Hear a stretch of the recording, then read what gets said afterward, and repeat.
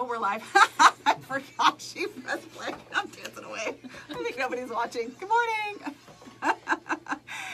Good morning. It's Nicole Mangina with Windermere Real Estate, and this is the 425 Show. Thanks for tuning in today. It's your spot for everything real estate and lifestyle related in the 425, because we all start with bedrooms and baths, but we all know it's about so much more than that.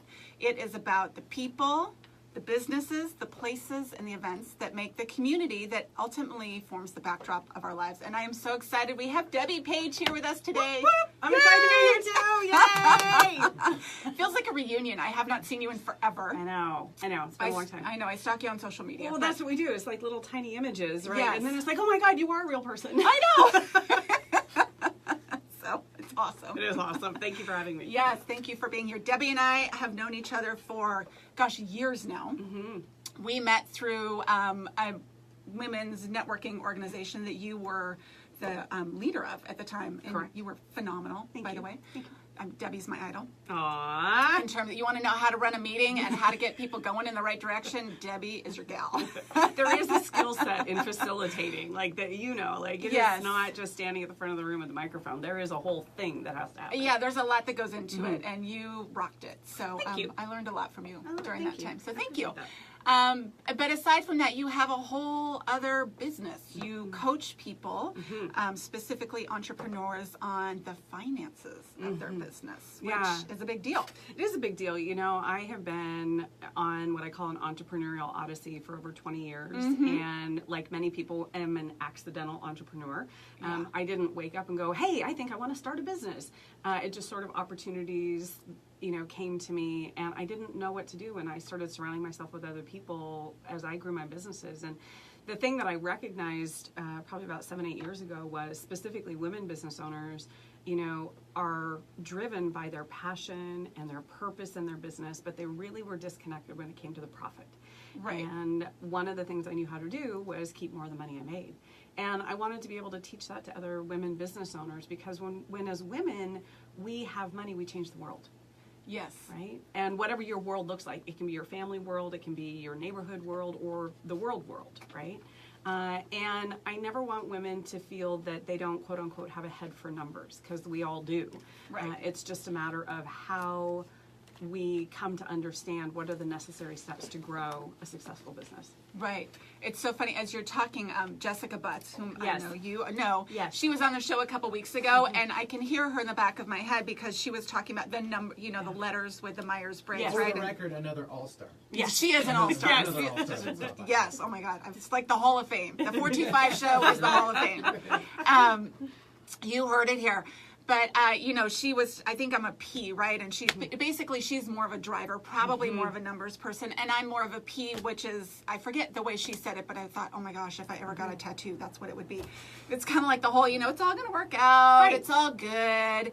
And we tend to take that to our numbers in our business, and that's not really the right way to do it. Yeah. Right? And, and the thing is, it's a learned skill. Yeah. Right? It's a learned skill, and we all have the capacity to learn how to run our business.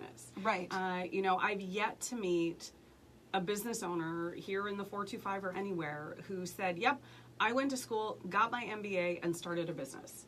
Right. That is No. not usually the way that it Yeah. works out, right?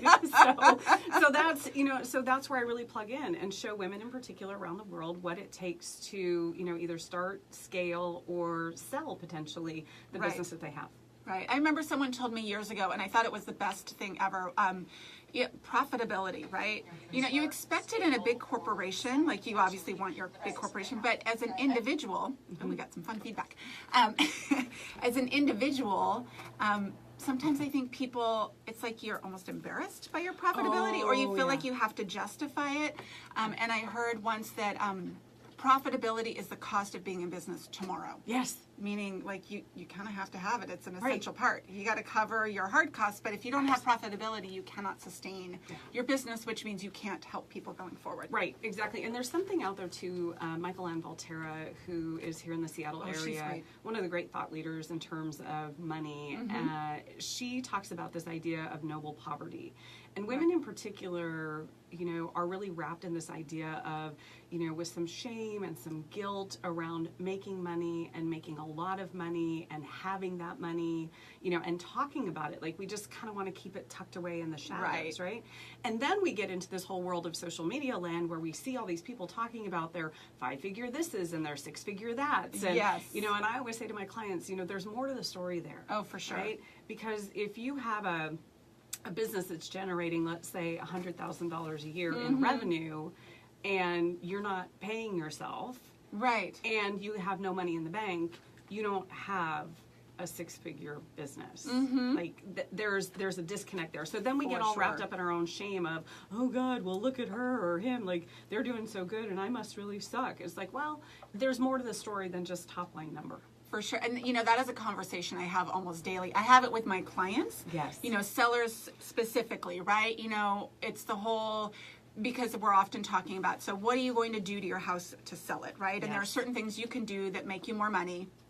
But then the question is, how much more money? How does it change your net, right? There's lots of things we can do to change your sales price, but only certain things actually change your net, which is the money you walk away with, right? So if you're spending more and making less, now we wasted not only your money, but your time. And then I also have that conversation with agents, because sometimes I, you know, coach agents as well. And there's, you know, as with any industry, but, you know, specifically in real estate, there's the whole, you know, are you kind of a solo practitioner or someone with an assistant, which is what I am, or do you grow this big team, right? There are agents out there that have these giant teams of people and therefore do lots more business. But what's the net at the end of the day? Sometimes the net, what you walk away with, is not that different, right? And there's no right or wrong answer. Some people are more wired to manage, in which case they probably do better with a big team because that's more of what they enjoy. For me, I really like that direct client interaction, and I feel like I've found my sweet spot of, you know, the amount of business I do, being able to stay connected with my clients, and then I'm always looking at, you know, what are my numbers at the end of the year. So again, no right or wrong, but it's interesting, like you said, there's always more to that story. And usually we just see the surface outside stuff, and, you know, there's social media is great for lots of things, but oh my gosh, making us like spin out of control. It's got that thing mastered, right? And what I love about what you just said too, Nicole, is that just even in real estate, so it would be easy for people to say, you know, okay, well, she's a real estate professional, but inside real estate, as you just said, there's so many different ways to build your business. Right. Sole practitioner, with an assistant, build a team. Like, there's different business models inside of any industry, and really it is for all of us who are entrepreneurs or bitten by the entrepreneurial bug, is to find what works for us and then make it work. Right. We don't have to be like anyone else out there. We get to do it our way, and surrounding ourselves with great people like you, whether we're buying houses or whether we're new real estate professionals wanting to get some coaching and guidance. There's always someone who's a little further down on the path than you that can help you out. Exactly. Yeah, but to me, that is, again, I did not grow up wanting to be a real estate agent, right? You didn't? No, I have a degree in nutrition and a minor in chemistry. And I remember in college, people, as somebody said, only 2% of people use their degree. I thought, darn it, if I am here, I am using this thing. I just gave 4 years of my life to learn this stuff. I haven't used it a day in my life. No. Sure enough, I'm like tooling along. One of my girlfriends says, hey, you should be in real estate. And I remember asking my dad, God bless him, I was so nervous. I'm like, oh, you know, like, I come from engineers and stuff like that. So this whole sales business owner thing is it's different in my family, right? And I remember asking him, and he was so sweet. He's like, I don't know, try it. If you don't like it, quit. I was like, yeah, that is the best advice. And at the time, I was 23 years old, so it really was that. It was that simple. But yeah, you kind of fall into it.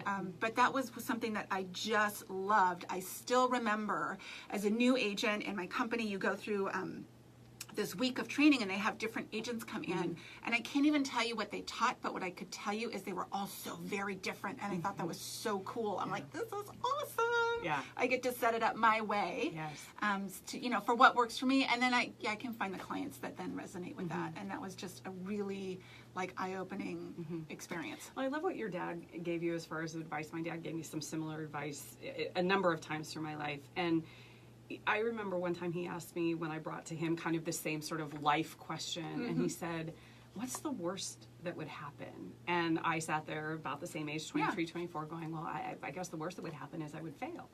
And he said, no, the worst that would happen is you never try.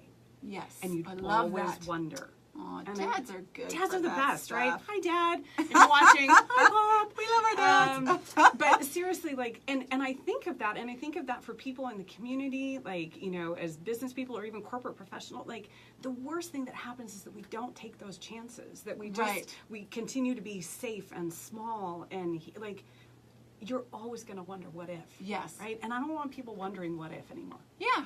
And you know, it doesn't work out, man. Oh, well. It's really not that big of a deal. Yeah, it's really not. I was talking with a friend of mine as an example. We were talking, somehow we got on the conversation of Martha Stewart is now a judge on Chopped, and I love this show. So I love awesome. the food channel. Yeah. I haven't seen that show. So now she's a judge on Chopped, and we were talking about reinvention. Like, this is a woman who, of epic proportions, like, built an empire, like, paid a huge price for a really horrible decision and has reinvented herself, and she just keeps putting herself out there. And so I think, look, if Martha Stewart can do it, there's nothing the rest of us can do. Like, don't go to jail. That's not what I'm saying, but I'm just saying, like, you can always reinvent yourself. That's funny. I love that. Yeah. All right, so jail aside. Jail aside. What are some of the biggest financial, I don't know if they're mistakes or kind of hang-ups you see people have in their business when you're coaching them? Yeah, so the ostrich syndrome. Okay. Keep your head in the sand. Things are going really, really good. Yeah. I don't need to pay attention to this. I'll look at it later. Yes. Things are not going really, really good.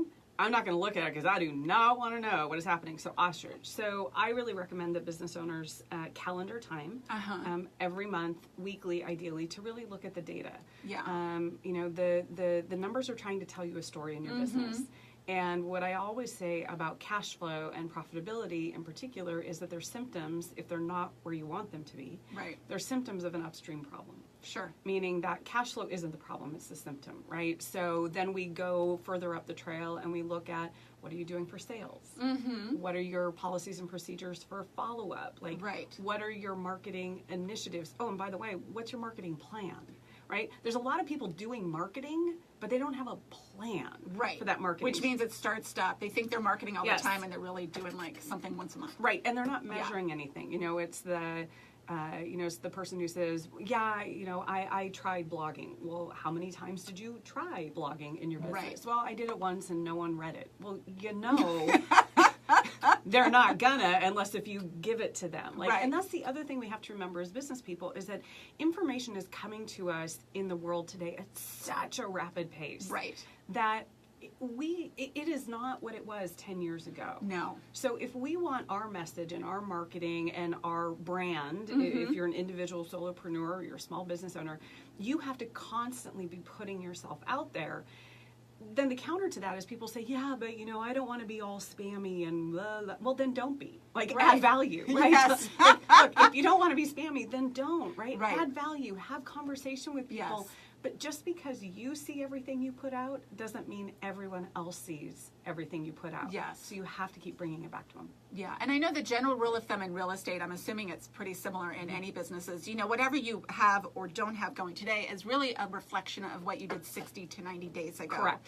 Right, because there's a manifestation, germination, whatever the right word is, time frame to everything that you do. So, you know, when you're doing great, that's awesome, and you just assume, and you're like, well, I haven't been doing anything, and this business is showing up, but you did a lot. You did. And then conversely, when things aren't coming together, and you feel like, gosh, I'm doing everything right. Yes. Well, that's great that you're doing it right today. That means you'd be busy and 60 to 90 days, but you're paying the price for what you didn't do. Yeah. And real estate is absolutely cash flow management business. Yeah, and you get on this roller coaster, right? So if you're not constantly measuring what you're doing and being consistent about it, then, you know, it's like cash flow is coming up, yay! Yes. And then it's like, whoa, we didn't keep doing what we were doing, and you're going up and down and up and down, and you know, it's the thing that, you know, what gets you busy will keep you busy. For sure. And so what you have to figure out is, you know, how do I dial that in my business? Right.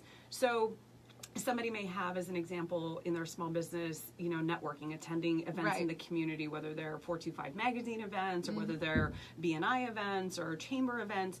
So you may say that you're going to attend 6 of those a month. And the reality is that as your business grows, you may not be able to get to 6 a month. lot, actually. It is a lot, right? So you may go, okay, I'm going to go, I can't go to the chamber events every month, but I need to keep my presence there. Right. So I'm going to go every other month to the chamber. And then I'm going to go every other month to a 425 event or whatever, right? But you're still being visible. So there's nothing worse than being out at an event and saying, "Hey, I haven't seen you in a long time. Where have you been?" And somebody's like, "Oh my God, I've been so busy." And it's like, and now I don't have any clients, so here I am again. It's like, ooh, that kind of felt gross. Right. Thanks for coming. Yeah, I gotta go. Right. So it's just you have to stay consistent, and it's true. And I just thinking about what you said about 60 and 90 days. When this weekend I put out my little Pages patch. So I planted my 2 tomatoes in my container and my zucchini and my lemon cucumber. We'll see how this turns out. Okay. Right? You'll have to report back. I will. I'll let you know in about 60 to 75 yeah, days. right? Because it says on the little thing, like in 60 to 75 days, if you do this, you will start seeing the fruits of your, so that means watering and tending and making sure. And my first business coach said this. He says, Deb, he goes, growing your business is like growing a garden. It requires water and heat and light. Right. And you just have to keep putting all those things on your business, and your business will succeed. But if you don't water your garden, if you don't give it the heat and the light, it's just going to shrivel up and die. Yeah. So don't do that. No. Dead business, not good. Dead business, not good. But I think that's where having a coach really comes in, because all of the things we're talking about, I have had a coach really my whole time of my real estate career. You and I have worked on some things together because all the things we're talking about, it's easy for someone to sit there, and we all know that, you're not, what you're saying is it's not like a revelation, right? No. We all know this is important. Absolutely. But doing it is so totally different. And when you're in it, it's hard to see what you are really, truly doing or not doing. You almost have to have a coach to be consistent for any length of time. Absolutely. Because somebody else can see it long before you ever can. When it's your own stuff, you can always see it in somebody else. It's so obvious for other people, but it's so hard to see for yourself. And you are a master at that. Not only at seeing it, but because the delivery, your coach, how they deliver stuff matters. Teeing this stuff up, because here's the thing, it's like you're good at it. Hitting someone between the eyes with a 2x4 is not really recommended, right? And so you have to especially be able, a sensitive subject like money to begin with. Exactly. So you have to be able to gently kind of pull things out of people and to get them to see it for themselves. Yes. And again, without the shame and the blame and the fear, and but to be able to do it in a really powerful way. Yeah, it's a talent. Thank you. You are good at it. Thank you. What's something else that you see people, so the ostrich syndrome?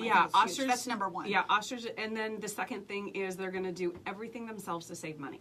Oh, yeah. Right? I've been down that road. Yeah, it doesn't go well. No, it doesn't go well. And so we'll start with this. For all of you listening, this is my great example. A bookkeeper as an example. Unless if you are running a bookkeeping company, please stop doing your books. You are not qualified to do your books. You do not, that does not mean that you're abdicating responsibility to understanding your numbers, but your time is more valuable. Right. We can get you a great bookkeeper for $50, $75 an hour who can get done in half the time that you're spending doing it. And I'll have people say to me, yeah, but Deb, I do it on the weekends. It's like, wouldn't you rather be doing something else on the weekend other than matching receipts to your QuickBooks account? Because I know I do. Right, for sure. Right, this is not what I want to be doing. And maybe spend time with your family, walk your dog, go to a kid's baseball game. Take a nap. Take a nap, read a anything, book. something. So that's the other thing is people trick themselves into thinking they're saving money by doing everything themselves. And what's really happening is you're then fracturing your ability to do your job. So if you're going to work 40 hours a week and you're spending 5 of them doing your books, that's 5 hours a week that you're not doing business development activities, servicing clients. And if you're a $100 an hour or $200 an hour professional, let's say even $100, there's $500 that you're not bringing in. A bookkeeper might cost you $100 a month, but I've just found you $2,000 in potential income and revenue in your business. And that's a big tension point for people. It is. I know I had this, it was years ago, I was switching my blog platform from one to another, and they're not it's not super technical, right? But so it's like, okay, I can do this myself, right? It's all, you can Google the answer and stuff. 6 weeks later, it's not done. I haven't blogged because now I don't know how, because I'm on 2 different platforms. I'm like, fine, I have to hire somebody. $50 and 30 minutes, and it was done. I laughed out loud. I thought that's the best money I've ever spent, because now I'm back in business. And oh my God, I can't believe I spent 6 weeks trying to do that for $50, right? $50. I recently hired a virtual assistant company out of Arizona, and it's a company called the Virtual A Team. Shout out. Yay! And so the gal who owns it, she has put together tiers of people who are experts in certain things, and I needed something figured out on Jotform because I'm doing this feature every week on local entrepreneurs. Oh, cool! And so you should apply. Oh, and okay. it's called Hopefully I make the cut. Oh, you'll make the cut. And so the deal is called Truth Telling from the Trenches, right? Okay. And so I had thought I've seen those. Those are great. Yeah. So what basically the premise is we are all more alike than we are different. And I wanted to do this on what I thought would be Google Forms, and I thought it'd be really easy. And so I had this gal, and they said, no, actually it's not going to work. Bottom line is this, for $58 or something, they put together the whole thing. The gal researched this deal, came up with Jotform as the better alternative platform. I would have been farting around with that for like hours. Hours. Like, and I probably would have done it all the way in Google Forms first to only realize that it won't work if you don't have a Google account and da-da-da-da. And they took care of it. So listen, people, like, stop thinking you have to do everything yourselves. Just find other people to do it. Yes, amen. You're preaching to the choir. Yeah. It's good stuff. I love it. All right. And you're a Washington native. I am. You grew up in Wenatchee. I did grow up in Wenatchee. Which yeah. I love Wenatchee. As a baseball mom, I'm getting to know Wenatchee well. We have lots of tournaments over there. Yeah. They have the little market. The Pybus Market. One of the that place. greatest things that ever happened to that town was that sort of, now that they're redeveloping all the waterfront down there, and it started really with the nice. Parks and the Loop Trail, and it's beautiful. It's fun to go visit. I've gone on many walks, I know all the little restaurants now in the market, depending on the time of day, and it's awesome. But what are some of your favorite 425 spots? Oh my gosh. Now you're a 425. Yeah, I am a 425er. So I would say Medina Park is one of my favorite parks. So I have a walking buddy every morning, and at the end of my walk, I take my dog, Harley Hounderton, and we go to Medina. Harley Hounderton. Sir Harley Hounderton. Yes. Hounderton. And so Harley and I stop at Medina Park because up until 9 a.m. it is a completely off-leash park. Oh, awesome. So we can take a lap around, and he gets to sniff. And today we met 2 6-month-old golden retriever puppies. Oh, and so cute. So that's one of my favorite spots. One of my other favorite spots is the Cork and Tap at the QFC here in Bellevue. What? For grocery store happy hour. No joke, people. I had no idea. I am telling you. Yeah. The one over by Nordstrom's? Or which one? The one that is up at, close to Nordstrom. Yeah, up in that little bit by the Bartels. Yeah. Yeah. So they have a place in there called the Cork and Tap, and they have a limited selection of beers on tap and wine and cider and kombucha. And they do happy hour every day. And here's the insider secret. Yes. All right. We're turning into this show just for that. No one is going to go to the grocery store ever thinking the same thing. So here's the deal. So here's the other thing. So the money girl in me found this out. So after you buy so many drinks, I think it's like 5 drinks, in the Cork and Tap, you get a coupon for $10 off a grocery purchase. No way. Yeah, so every time you're buying a drink, you get like $2 credit, and then it shows up on your little frequent reward thing, and it says, do you want to use your $10 off? Why are we here right now?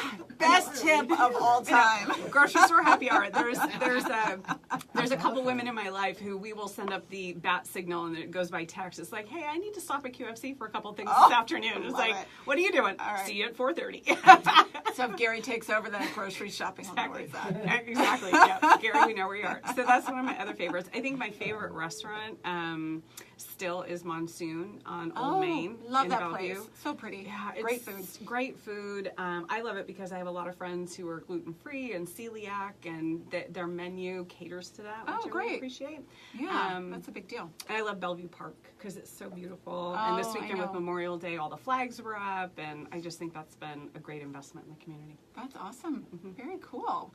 Well, thanks for joining us. So if people want to chat with you or work with you, how do they get a hold of you? Yeah, so best place to find me is in my online home, debbiepage.com, DEBBIEPAGE.com. And if you're a Facebook fan, I have a Facebook group called the Women's Business Profit Lab. You're part of that community. It's awesome. And it's a great place to come and get daily inspiration and prompts and ideas to running a successful business. So perfect. I love it. And you have a webinar coming up tomorrow. I do tomorrow. It's about the 8 reasons that cash flows off in your business. And so if you want more information about that, you can send me an email, Debbie@debbiepage.com. I love it. Yay. Well, and so we always finish with a little real estate tip, and it feels very apropos today because we're talking about home improvements that pay back. Oh. Right? Tell me more. I know. So first of all, we're going to have this on the website, NicoleMangina /podcast. We'll have all these stats. The ones that actually aren't on here, I think because this is more if you're staying in your house, carpet and paint. Hands down, the best money you can spend. Really? On your house. Yes. And that's so funny because I think people think like, oh, I got it like new cabinets and Yeah. countertops, and it's like carpet and just like the little freshening up. Yeah, which don't cost a lot of money. Paint especially, minimal dollars. Huge difference. It's kind of like ladies in lipstick. It like, kind of really? is. I Yeah. don't need all new makeup, just a fresh lipstick. Yeah, makes all the difference. That and a little landscaping. I bark. I call it. It's Oh, like the beauty duct. bark. Yeah, I know it's the duct tape of landscaping. You can cover a lot with beauty bark. That's awesome. Yes, you can. Little bark, couple flowers, you're good to go. So fun. I know, right? But the other things, okay, kitchen remodels, 60 to 120%. See, this is what I mean, though. These return the most, like if you're going to live there long term. But if you're getting ready to sell your house, why would you remodel your kitchen if you're only going to get 60 cents on the dollar back? You will get more, but you're not going to net more, right? It's actually going to Correct. cost you money. Whereas carpet and paint actually give you more like $5 back for every dollar you Wow. spend, right? Huge. So remodeling the kitchen is always a good thing. Bathroom addition, I think more remodeling the bathroom. And then adding square footage can be good, although I have that conversation with people a lot. Adding square footage is actually expensive, right? Usually by the time you add it and have gone through all that, sometimes you're better to just buy a different house because Yeah. sometimes it can be a little quirky with that. Well, I was going to say, floor I would plan and stuff. imagine in your business, like you see some like really good ideas that went really, really wrong. Right. Or the funny part is you can tell when people have remodeled in stages, right? And then Yes. like the whatever's in has changed over time. And there's like the kitchen from the Yeah. 80s and the bathroom from the 90s. Yes. And, you know, maybe the fireplace was just done last Thought year. you weren't going to and- say anything about my house. Thanks. Oh. Aw, come on, Benny. It's Okay. Oh, I'm sure We it's love lovely. you. I go with themes, okay? You know, with I like themes. pulling a new paint color, it'll pull it all Yeah, together. you're right, you're Be right. back in business. Take out the shag carpet. I was just going to say, New get rid of the carpet. shag, go with a low pile, you know, you're good. Thanks. I'll invite you guys over. Excellent. All right. Can't wait. No, we're going to QFC. I don't want to go to Oh, you're QFC. right. Okay. I'm Grocery fine. store happy hour. After that. All right. Jen and I are going to start having like business meetings. Oh, yeah. I know. I don't know if it's going to work for our numbers, but it's going to be a great meeting. They also serve popcorn there, complimentary, which is really delicious. Oh, And they cost have average. Okay, yeah, see, we're and back they in the have numbers they game. have a popcorn machine. They do have a little limited menu, and so Murray's has the cheese counter there. Okay. And so you can order some food, and literally Oh. the guy from the Murray's cheese counter brings it into the restaurant. Really? You can bring food in there too. Very nice. All right. Bye, everybody. Thanks for joining us today. Thanks for being here, Debbie. I love it. Thanks so much for having me. This is great. All right. Take care. Bye-bye. Bye. Perfect.